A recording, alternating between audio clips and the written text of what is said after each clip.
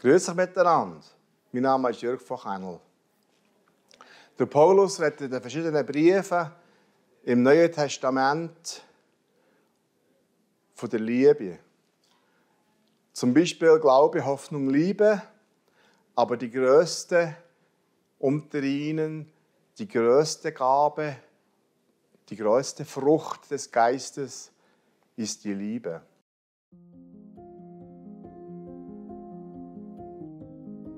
Wahrscheinlich haben wir noch nie so eine grosse Notwendigkeit von Liebe untereinander, wie gerade in den heutigen Zeiten.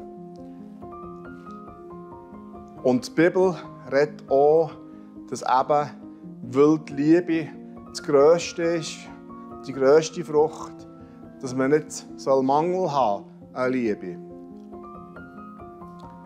Und nachher, wenn wir uns ja im Leib Christi bewegen und eben die Herrlichkeit, die wir auch schon besprochen haben, ausstrahlen, dann ist es ja so, dass der Paulus eben auch sieht, dass an der Liebe untereinander die Menschen erkennen, dass Jesus der Herr ist, dass Jesus der Retter ist, der Erlöser.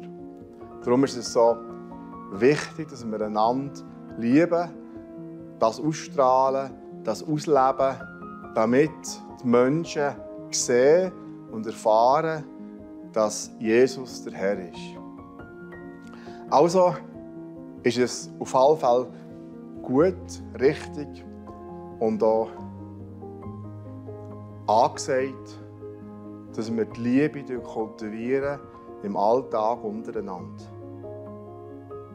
In der Familie, in der Verwandtschaft, wenn Herausforderungen ins Haus stehen, wo eigentlich die Liebe manchmal angefochten ist, dann dürfen wir Gott, der Vater im Himmel, bitten, dass er, der Heilige Geist, uns die Liebe, die wir nicht selber produzieren können, die er schenkt, dass er die Liebe in unser Herz ausgießen und dass sie fließen zueinander, fließen zu den Eltern, fließen zu den Söhnen und Töchtern, dass wir innerhalb der Familie, der Verwandtschaft, bei den Nachbarn, am Arbeitsplatz die Liebe leben können. Ich wünsche euch einen Tag, wo ihr dürft aufatmen und die Liebe dürft erleben.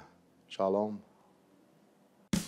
Dieses Video ist nur möglich dank freiwilliger Unterstützung der Community. Unser Ziel ist es, täglich ein neues Video zu veröffentlichen.